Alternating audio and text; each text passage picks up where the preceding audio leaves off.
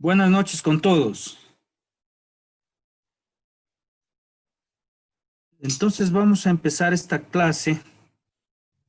Vamos a hacer un recuento de lo que estábamos viendo la clase anterior y vamos a terminar con lo que nos faltaba justamente. El foco me brilla mucho, bueno, por ahí está mejor. Listo. Entonces, vamos a ir también agregando algunas cuestiones que la clase anterior nos pasamos muy rápido y no tuvimos tiempo de aterrizar un poco sobre todo conceptos y cuestiones de datos. Entonces vamos a empezar con estos datos que tenemos acá.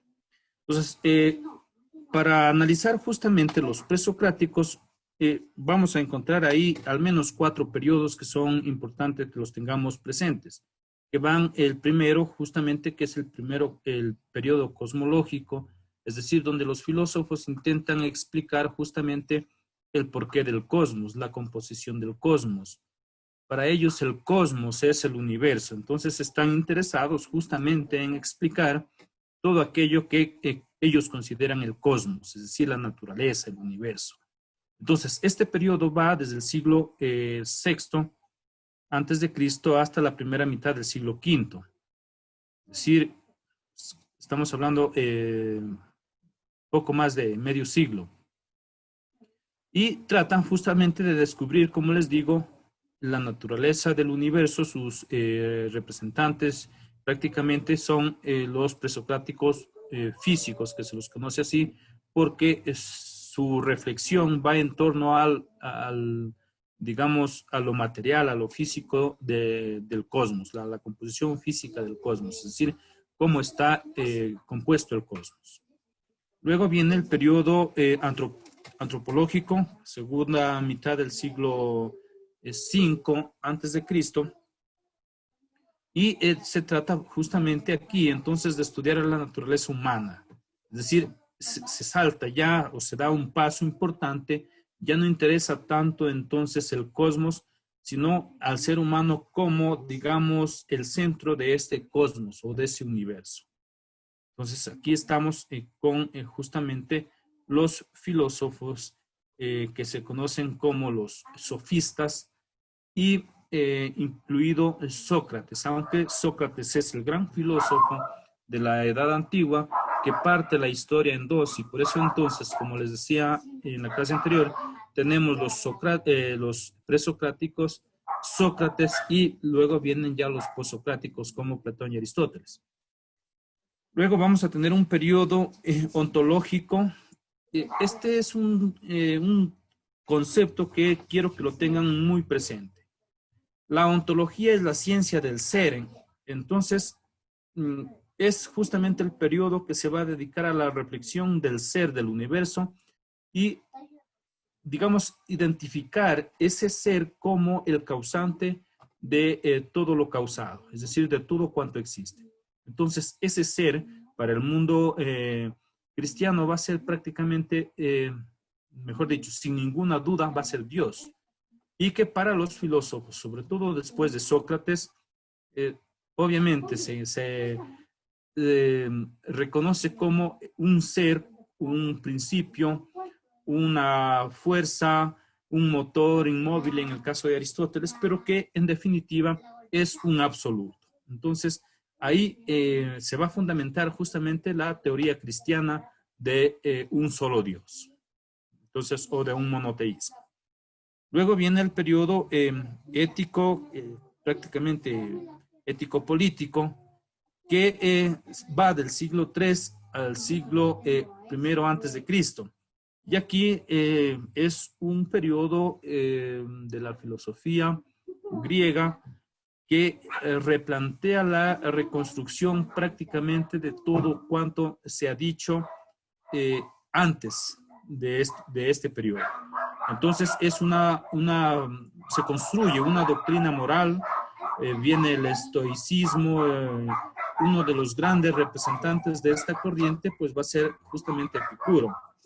Entonces es de un interés justamente más científico ya con relación a los presocráticos, pero es un gran periodo justamente que se está todavía, digamos, en la filosofía antigua, es decir, en el siglo I antes de Cristo, pero que este periodo de la filosofía es interesante justamente porque ya se tienen las concepciones tanto de Platón, de Sócrates, Platón y Aristóteles, y se empieza entonces a realizar una reflexión en torno a recomponer la filosofía, recomponer la forma, el estilo de vida que, digamos, en el siglo III y II se ha desconfigurado por la cuestión de la corrupción también. Entonces, este es un periodo importantísimo.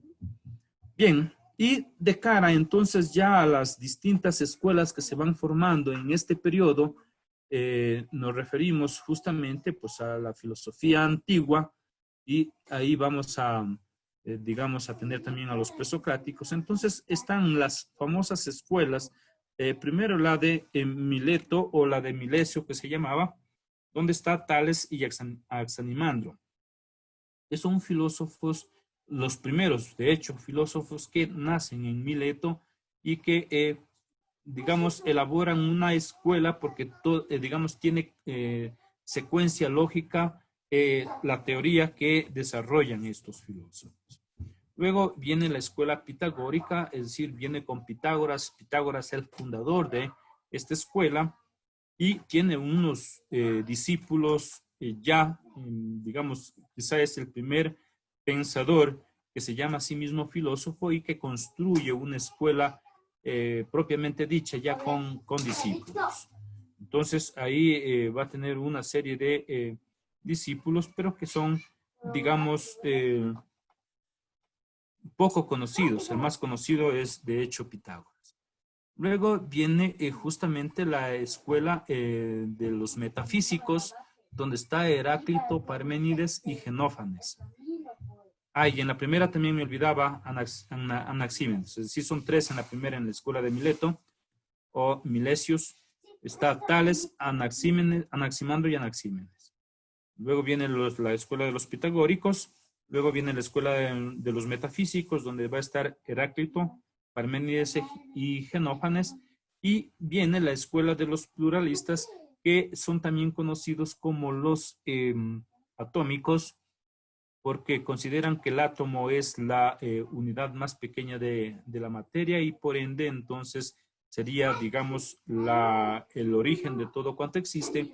Y ahí vamos a encontrar a Empédocles, Anaxágoras y Demócrito.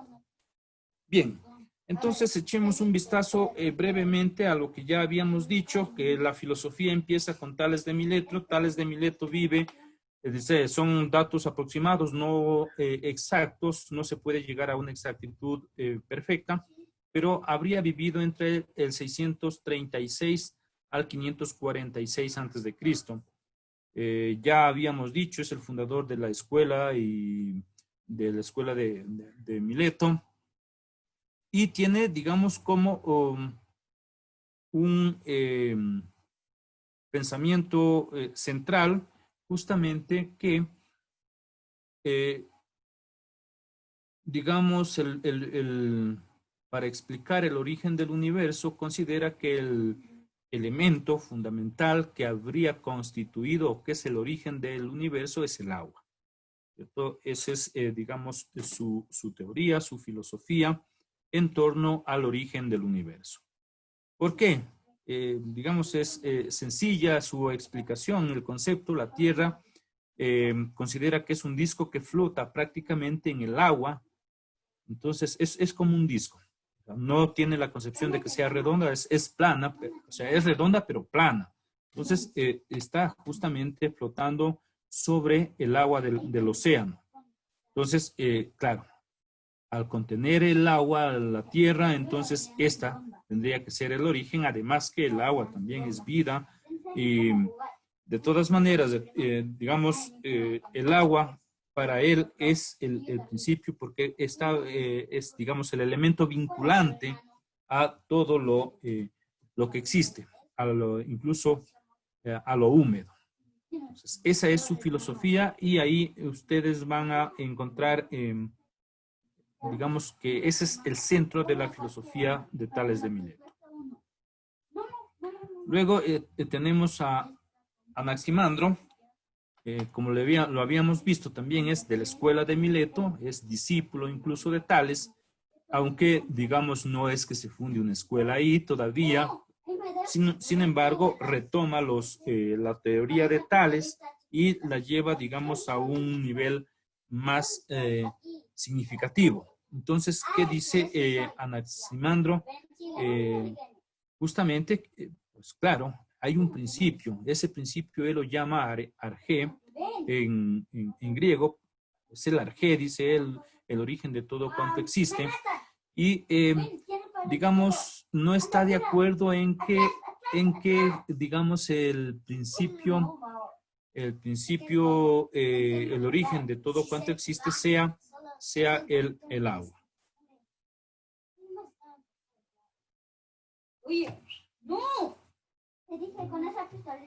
Bien. Entonces, el principio para Anaximandro va a ser el arjé, digamos, y lo va a llamar él como el apeiron, porque dice, claro, tiene que ser el principio de todo cuanto existe un apeiron, es decir,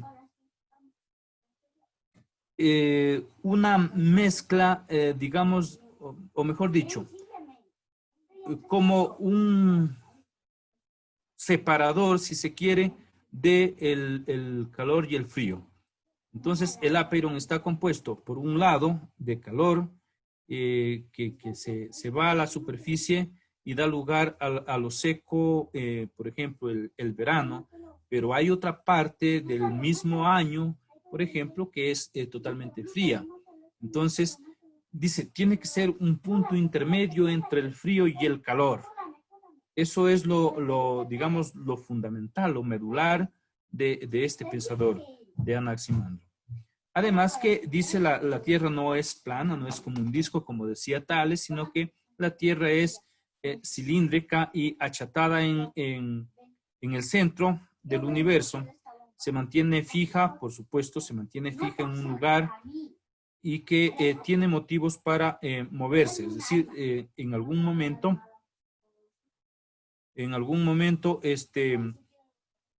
se constituyó la Tierra, pero está fija en un universo, no se mueve para nada, es fija.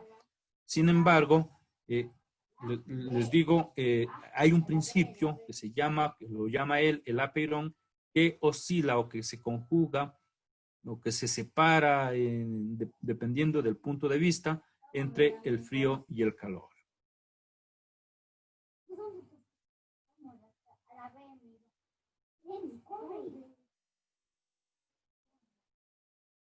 A ver, esto se me fue muy grande.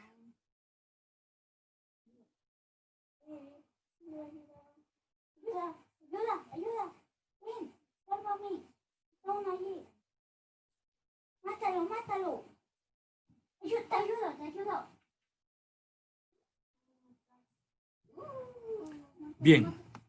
Entonces, para Anaxímenes, justamente alrededor de la Tierra giran enormes esferas de fuego, dice él, forradas de aire comprimido. Y tienen ustedes el esquema de lo que sería para él, digamos, el esquema del sistema solar. Empieza a hacer ya, digamos, ciertos cálculos, empieza a intentar entender cómo está formado el universo y encuentra que de esta forma está hecho el mundo. Entonces la Tierra tendría esta forma, como ustedes ven aquí. Está justamente un océano como una especie de anillo y la Tierra está dividida en tres partes. Lo que es Europa, lo que es Asia y lo que es Libia, es decir, hoy sería Medio Oriente. Entonces, esa sería la forma que tiene la Tierra para Anaximandro. Y el sistema solar entonces está formado justamente, como la ven aquí, la Tierra está como una especie de esfera achatada en el centro. es decir, no es totalmente redonda, es como un disco, pero no redondo, como se puede ver en este esquema. Y digamos, aquí están las otras esferas, e incluso el Sol, que son como los planetas. Entonces, ese es el esquema de Anaximandro. Luego tenemos justamente Anaxímenes, que es otro, digamos, el último de los filósofos de la escuela de Mileto, y que discrepa totalmente con los dos anteriores, porque para él el centro de todo cuanto existe, o el origen de todo cuanto existe, es el aire. Es decir, existe una condensación del aire y al condensarse el aire ha originado todas las cosas, es decir, todo cuanto existe. Su fundamento para sostener esto radica en que todo se explica a partir del aire mediante dos procesos. ¿Cuáles son esos dos procesos que justamente el origen?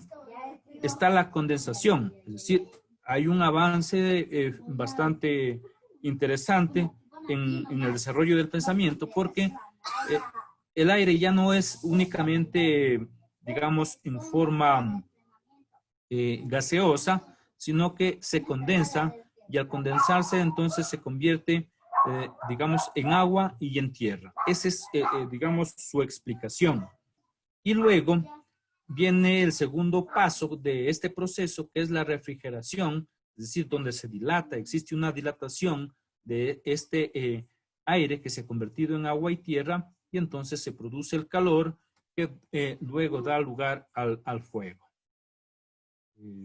Ustedes ven ahí los años, estamos hablando del 588 al 524 antes de Cristo. Y estos distintos elementos, es decir, aire, agua, tierra y fuego, entonces serían prácticamente, digamos, los constitutivos de todo cuanto existe. Es decir, todas las cosas estarían, digamos, compuestas de una mezcla en mayor o menor proporción de alguno de estos elementos. Y tiene la concepción, además, que el mundo la concepción del mundo como algo vivo, es decir, que está en movimiento, en constante renovación. Entonces, digamos, ya es un paso interesante en la filosofía presocrática. De la misma manera, dice que se muestra el alma, que es el aire, igualmente un soplo, y el aire envuelve el mundo entero. Desgraciadamente, solamente existen, digamos, de lo que escribieron. No existen obras completas, sino únicamente fragmentos de lo que ellos escribieron. Y seguramente escribieron muy poco, pero algo escribieron y únicamente tenemos fragmentos. Luego tenemos a Heráclito de Éfeso. Este ya pertenece a otra escuela. Es, digamos... Profe, disculpe Dígame. que lo interrumpa. ¿Podríamos poner en presentación la diapositiva para apreciarlo un poco mejor? Porque está bastante pequeña la letra. Ah, no se ve bien. Ya te pongo ahí. Ahí está. ¿Se ve mejor? Sí, profe, positivo. Ahí sí. Ya. Entonces, Heráclito de Éfeso, este ya es de la escuela de Éfeso, es el primero de la escuela de Éfeso, de hecho, o de la escuela jónica, que se llama, que ya es, digamos, no pertenece a ninguna isla, sino que está en Asia Menor mismo, un poco más arriba de Mileto. Pero este filósofo entonces, digamos, vive en el siglo IV antes de Cristo, entre el 544 y el 484 antes de Cristo. Y digamos, una familia, o proviene de una familia aristocrática, escribe en forma de aforismos. También lo que tenemos de él es únicamente fragmentos de lo que habría escrito, es decir, todas sus obras prácticamente están perdidas. Pero en definitiva, tenemos algunos fragmentos que son interesantes y que dan justamente testimonio de su obra. Entonces, para él, digamos, mejor dicho, él tiene una concepción dialéctica de la realidad que se basa en todo está en permanente cambio. Para él no existe nada fijo, discrepa de los anteriores. Para él todo está en permanente cambio. Es decir, desde el momento en que algo existe, está en constante transformación. Y para él entonces, digamos, el devenir es el meollo del asunto, es decir, el meollo de su filosofía. ¿Por qué?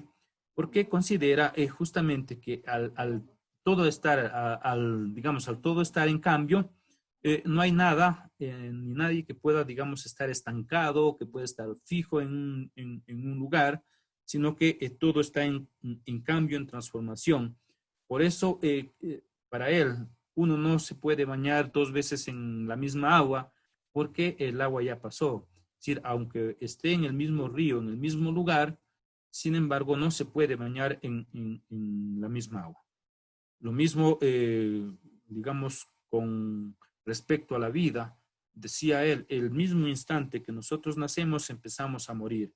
Entonces, venir aquí a la vida, no es que venimos a la vida, sino que venimos digamos, a morir. Explica, digamos, su filosofía, esta dialéctica de la contraposición. Es decir, cuando algo vive es porque algo ha dejado de vivir o algo ha muerto. Entonces, esa es una dialéctica, es decir, está en un diálogo, en una contradicción de unos postulados contra otros. Y entonces, todo lo que vive, vive por la destrucción de otras cosas. Es decir, claro, como les decía en la clase anterior, cuando nosotros nos alimentamos, por ejemplo, de carne, es porque una vaca ha dejado de vivir para que nosotros nos alimentemos, para que nosotros vivamos. El fuego vive por la muerte del aire, es decir, cuando el aire no existe, o mejor dicho, cuando el aire está flameando o dejando de existir, el fuego empieza a alimentarse y a, digamos, hacer una llamarada. Entonces, el aire, digamos, es consumido por el fuego. El agua vive por la muerte de la tierra y la tierra por la muerte del agua. Es decir, entonces, ese es un proceso dialéctico en su filosofía. Es decir, todo está en un diálogo contradictorio, en definitiva. Entonces, el cambio es la posición de contrarios. Es decir, todo está relacionado, pero en contradicción.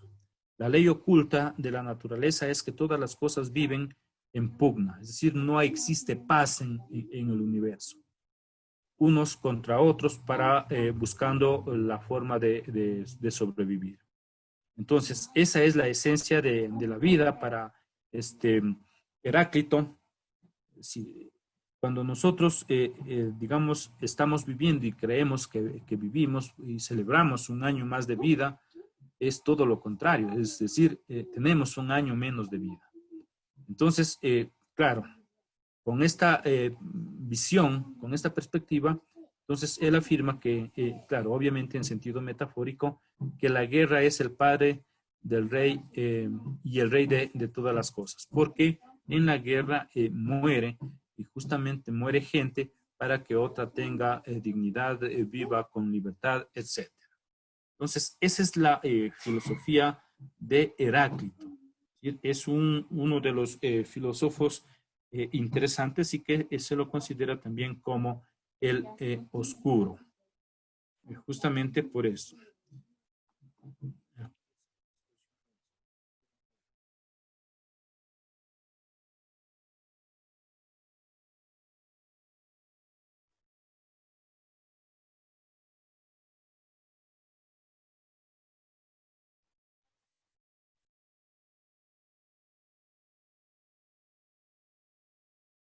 Entonces, justamente los contrarios se necesitan, dice Heráclito, y es parte, digamos, de esa filosofía que aunque están en contradicción, pero al mismo tiempo se necesitan. Entonces, no es que unos vivan sin otros, sino que para vivir unos necesitan justamente de otros. Entonces, eso es lo fundamental, digamos, en Heráclito. Entonces, aquí les traigo justamente un pedacito de un fragmento y dice, lo que hay en nosotros es siempre uno y lo mismo, vida y muerte, vigilia y sueño, juventud y vejez, ya que el cambio del uno da lugar al otro recíprocamente. Nos bañamos y no nos bañamos en el mismo río. Somos y no somos. No se puede entrar dos veces en el mismo río. Entonces, para que vean justamente cómo se desarrolla su pensamiento en una constante contradicción. Ahora, para él el fuego es, digamos, el arjé, es decir, el principio de todo cuanto existe, para él sería el fuego. Pero no pensaba, digamos, como el resto de los jónicos o jonios, que hubiera una sustancia primera que diera origen a las demás, sino que justamente en el momento que existe una, deja de existir otra, y entonces viene otra luego y empieza a absorber a la otra justamente en esa dialéctica de contradicción. Entonces, por eso, para él, el mundo fue como él nunca fue, digamos, o el mundo siempre fue como es ahora, y el fuego simboliza las características, el cambio, el enfrentamiento. El fuego es uno y cambiante al mismo tiempo. Entonces, eso es, digamos, lo que da lugar justamente a la contradicción. El fuego es capaz de consumir prácticamente todo y por eso él considera que el fuego tiene que ser el elemento que ha dado origen a todo cuanto existe. Habla también de un logos, digamos el logos como, digamos, un principio, una ciencia, un conocimiento, como razón interna o como equilibrio incluso, o proporción, es decir, como el símbolo de la unidad. El logos es como una inteligencia cósmica, un fuego racional que, digamos, explica o que muestra o que facilita la explicación de lo que existe. Entonces, ese, digamos, esa es la filosofía de este gran pensador.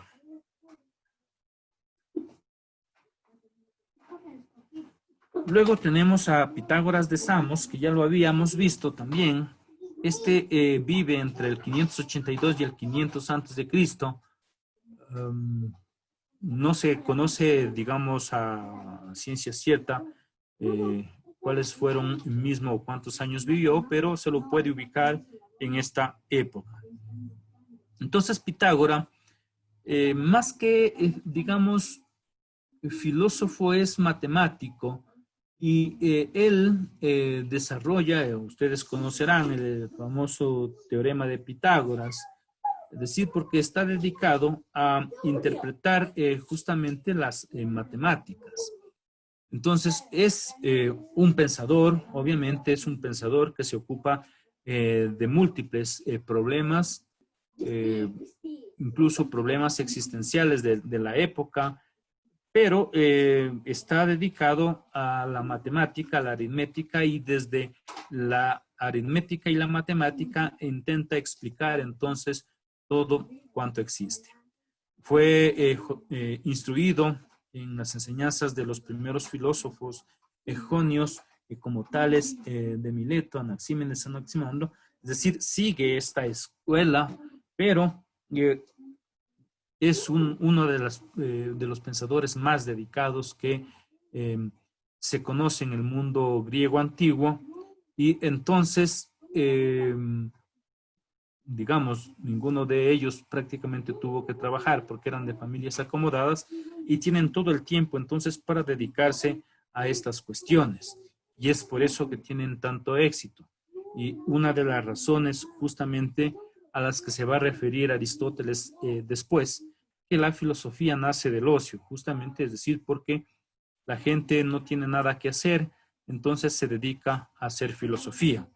Sin embargo, para nosotros ya no es tan así, pero en su tiempo sí. De hecho, esta gente tenía, digamos, mejor dicho, no tenía que preocuparse por absolutamente nada, lo tenía todo. Entonces se dedicaba a hacer investigaciones, de elucidaciones, de todo el universo. Pero, digamos, tales, digamos, Pitágoras, entonces se llama a sí mismo filósofo, es decir, es el primero de los pensadores que se llama a sí mismo filósofo, porque se considera, digamos, un amante del conocimiento, un amante de la filosofía, un amante de la sabiduría, en definitiva. Y es el primero, entonces, que se considera a sí mismo como, digamos, filósofo.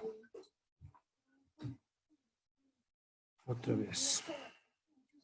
Y para él, entonces, el origen de todo cuanto existe es justamente el número. No existe otro principio o fin último, sino el número. Entonces, esto es el origen de todo cuanto existe. No existe otro origen, sino el número. Y ese número, entonces, tiene que ser, además, bueno, por ahí se ve mejor. Tiene que ser, digamos, un esquema, o mejor dicho, él desarrolla un esquema interesante para explicar justamente el origen de todo. Entonces, como les decía la clase anterior, no sé por qué se me movió esto. Como les decía,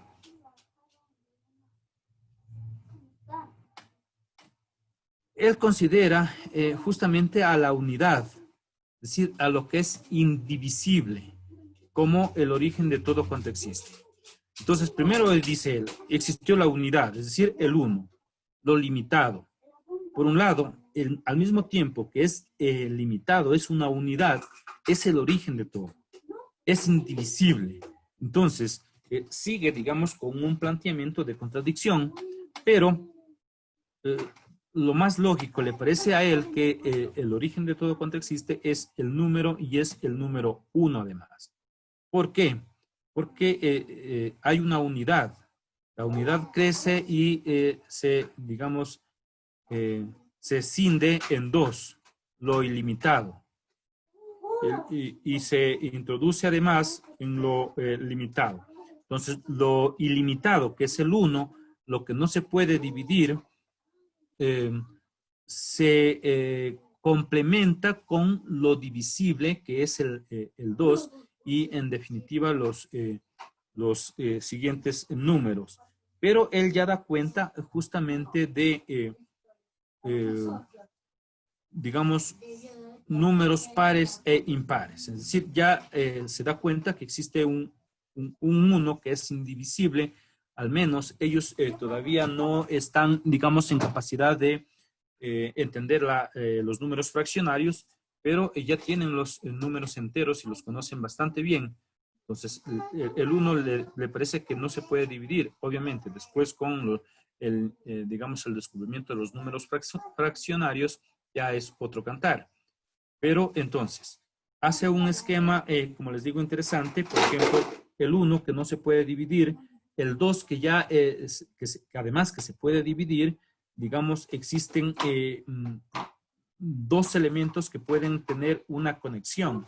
Y luego viene el 3, que simbolizan prácticamente el triángulo.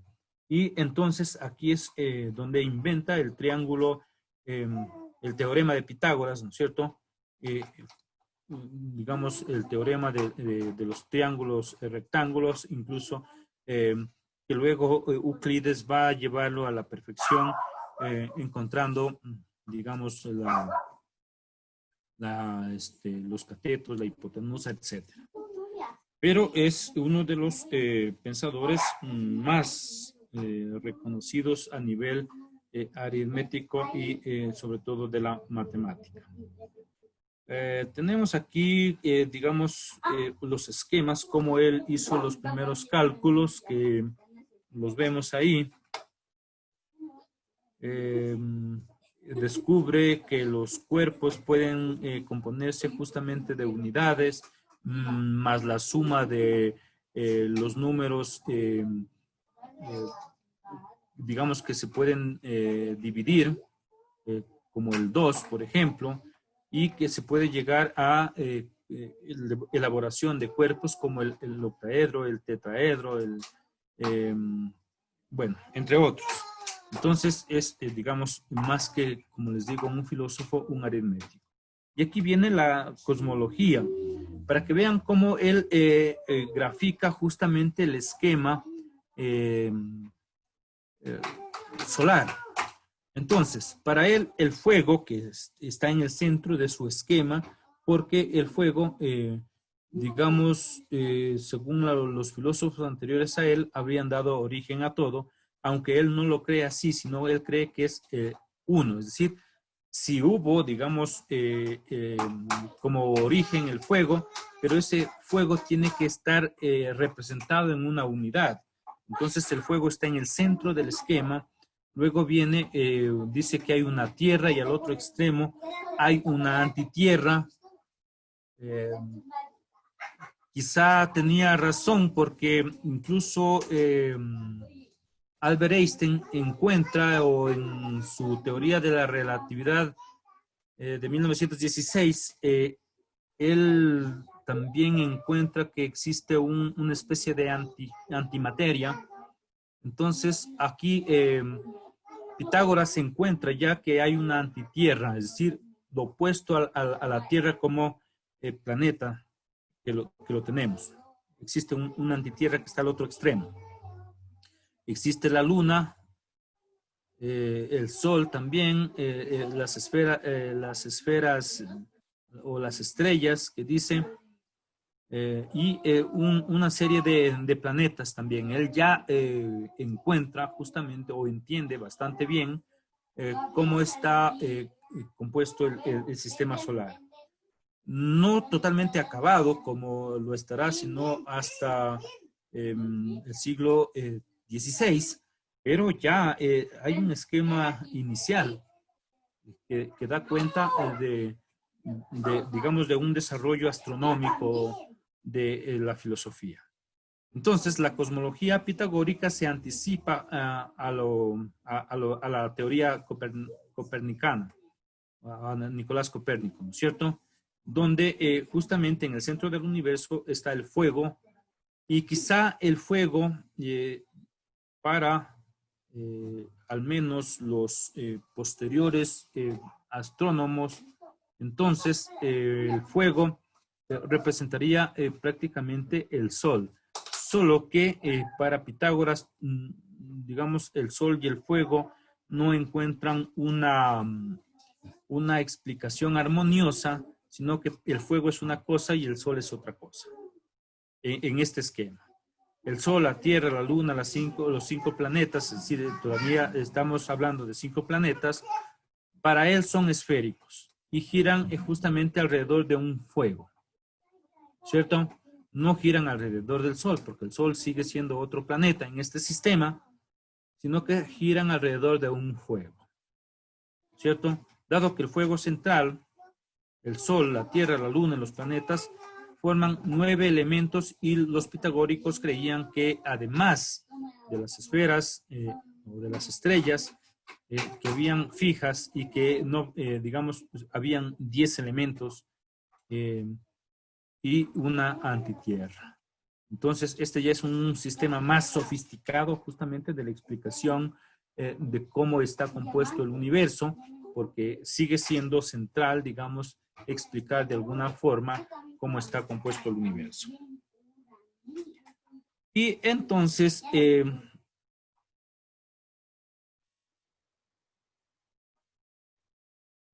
Bueno, esto ya lo vimos la clase anterior. Entonces quisiera preguntar hasta aquí si hay algunas preguntas.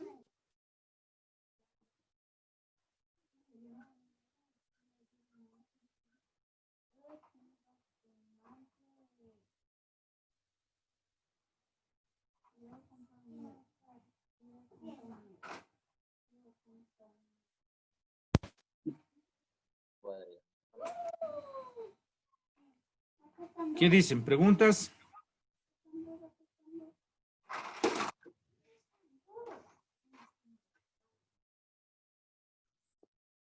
No, hasta aquí todo claro. Está todo claro.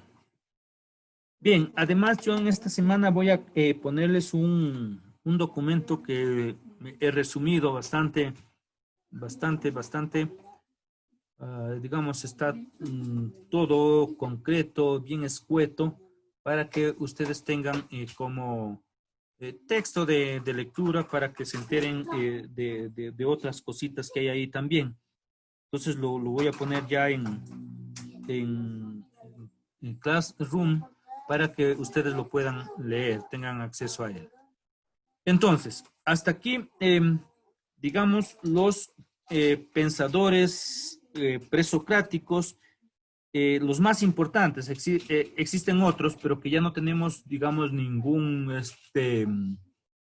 eh, escrito, ningún fragmento de ellos. Solo me queda uno que no sé por qué no está aquí, que se llama Genófanes. Y que Genófanes es uno de los presocráticos también interesante, pero que se empieza a cuestionar prácticamente todo. Y que tiene una crítica interesante sobre los dioses y la religión de su tiempo. Es uno justamente de los prácticamente pensadores ateos, y ahí radica el origen del ateísmo en la filosofía posterior. ¿Por qué les digo esto? Porque Genófanes dice, no existen prácticamente dioses. El universo ha surgido, tiene una forma específica, no está seguro de si son también los elementos originarios o los 4 elementos los que han dado origen al universo, pero sí está seguro que, no, que ningún dios formó el universo. Entonces dice, si los dioses, digamos, si los caballos tuvieran dioses, estos serían en forma de caballo. Es decir, porque él considera que el hombre se hace la imagen de los dioses. Es decir, para su tiempo existían muchos dioses y todos estos en forma humana.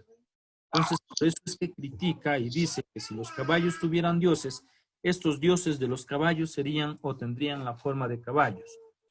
Es decir, para él no existe un dios o algunos dioses, sino que estos son inventos de los humanos. Y por eso es que nuestros dioses tienen forma de humanos. Entonces, Es como la idealización de uno mismo, ¿no? Un nivel superior. exactamente. Entonces, ahí empieza, como les digo, tiene origen el ateísmo. Es decir, nosotros, bueno, ahora con más elementos, incluso psicológicos, nos proyectamos en unos seres superiores a nosotros que habrían dado origen incluso a nosotros mismos. Pero esa es una proyección, se diría, desde la psicología. Entonces, Genófanes ya empieza a criticar esto y es el primero de los filósofos antes de Cristo que critica justamente los dioses que se han creado en la filosofía y en la religión de su tiempo. Entonces, es un postulado justamente interesante. Y me falta, no sé por qué no está.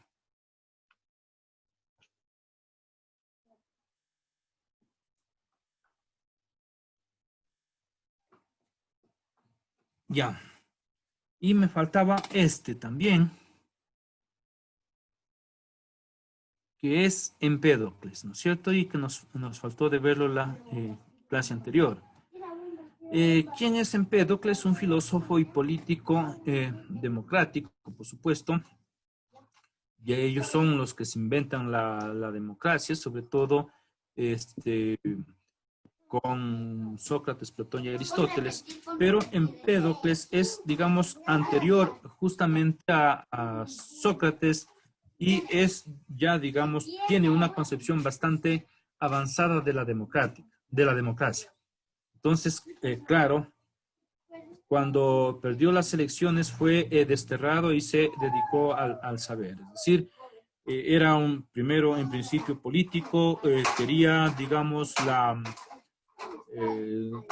gobernar Atenas, pero ¿qué sucede? Que pierde las elecciones porque ellos ya eran democráticos, es decir, habían candidatos, tenían una representación interesante de la democracia, que la próxima clase vamos a profundizar en la democracia cuando veamos justamente ya a Sócrates.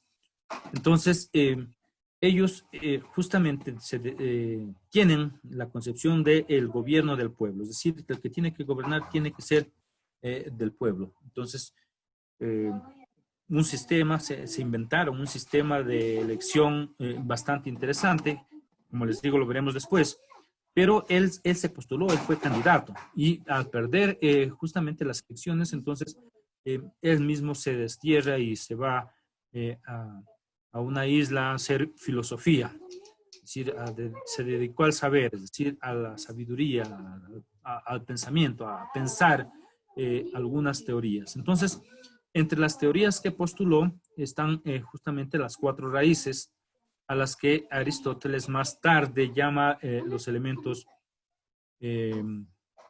juntando el agua de Tales, de Mileto, el fuego de Heráclito, el aire de Anaxímenes y la tierra de Genógenes, las cuales se mezclan en los distintos entes sobre la tierra. Estas raíces están sometidas a 2 fuerzas que pretenden explicar el movimiento, la generación y corrupción en el mundo, el amor que los une y el odio que los separa. Entonces, para Empédocles, justamente lo que trata es de conciliar toda la filosofía anterior, todo el pensamiento anterior, es decir, es un lector de los anteriores, además que le ha llegado por cultura oral todo el pensamiento de los anteriores, y él trata de hacer una condensación de todo ese pensamiento, y para él lo interesante es que, digamos, existe una especie de contradicción. No niega que estos elementos, o al menos los 4 elementos fundamentales, hayan dado origen a todo cuanto existe, pero que en medio de todos estos elementos existe justamente una contradicción, así como la generación y la corrupción, es decir, lo que surge, lo que nace, como por ejemplo un niño que nace joven y luego que se va corrompiendo con los vaivenes de la vida, es decir, se va deteriorando, y eso le llama el corrupción, se va deteriorando. Asimismo, entonces existe, digamos, 2 elementos constitutivos, además de los 4 elementos, pero que dos elementos que hacen, digamos, que se llegue a un solo principio. Y estos elementos están dados por la contradicción entre el amor y el odio. Es decir, para él no existe, digamos, un origen del universo o de todo cuanto existe que esté dado únicamente por los 4 elementos fundamentales, sino que además estos elementos están unidos o se han unido por una especie de amor y que se mantienen en cierto equilibrio por el extremo o por el opuesto, que es el odio. Entonces, eso hace justamente que este universo funcione y se mantenga más o menos equilibrado. Y prácticamente aquí terminamos con los presocráticos y la próxima clase entonces tenemos que dedicarnos ya a los sofistas, que son 4, y a Sócrates. Entonces vamos a organizar la clase de tal forma que podamos ver en su conjunto los sofistas y Sócrates, porque son contemporáneos y además existe una pugna entre los, bueno, Sócrates por un lado y sus discípulos y los 4 sofistas por otro lado. Entonces hay una pugna y en torno a esa pugna es que se elaboran todos los diálogos platónicos que conocemos ahora y que Platón entonces escribe todos los diálogos que tuvo su maestro con los sofistas. Un dato interesante aquí es que Sócrates es el único filósofo que no escribe nada. Los anteriores escriben, solo que sus obras se han perdido, nos han llegado fragmentos a nosotros, solamente fragmentos, pero Sócrates no escribe nada. Odia escribir, él más bien lo que le interesa es tener discípulos y enseñarles oralmente a sus discípulos. No le interesa escribir nada. Entonces está, digamos, en las plazas, en los parques, enseñándoles a sus discípulos, entablando debates y haciendo, digamos, que sus discípulos tengan un acercamiento de primera mano a la verdad. Eso es lo que prácticamente le interesa. Entonces es uno de los filósofos más importantes de la filosofía antigua, y que parte prácticamente la historia en dos. Y por eso es que existe una similitud que hacen los pensadores modernos entre Sócrates y... Entonces es un dato curioso, pero es un dato interesante también para que lo tengamos en cuenta. Y la próxima clase ojalá tengamos tiempito para ver justamente los elementos, digamos, o las coincidencias entre Jesús y Sócrates. Pero es una, digamos, una personalidad, un personaje de esa índole, que así como Jesús parte la historia en dos, antes de Cristo y después de Cristo, también Sócrates parte la historia de la filosofía en presocráticos y postsocráticos. Entonces, yo creo que si no tienen preguntas, llegamos hasta por ahí. ¿Qué les parece? Una duda nomás. Diga. ¿Todos los presocráticos son los considerados también de la escuela monista o solamente los de Mileto? No, a ver, los presocráticos tienen son politeístas. Son politeístas. Lo que les digo de los que hay una escuela justamente los atomistas, que ellos se consideran de alguna forma monista por el átomo, es decir, la partícula más pequeña de la materia que conocen y que es además indivisible, y que por ser así, de esa forma, o estar, digamos, tener esas categorías, entonces así, digamos, tiene que ser Dios, uno e indivisible. Okay. ¿Alguna otra pregunta?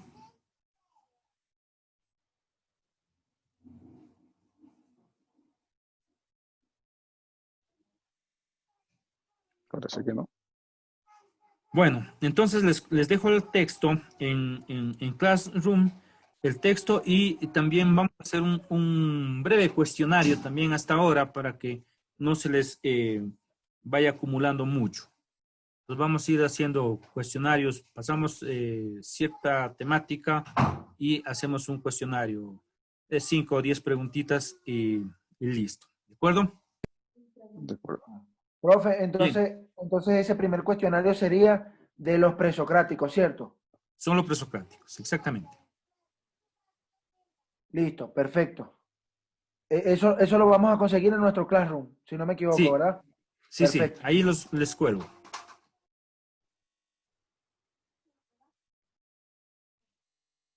Bien. Entonces, sin más, nos despedimos aquí. Que tengan una bonita noche y descansen. Igualmente. Gracias, profe, igualmente. Hasta la próxima semana. Igual, profe, hasta la próxima semana. Buenas noches, compañeros. Listo. Buenas noches. Que descansen.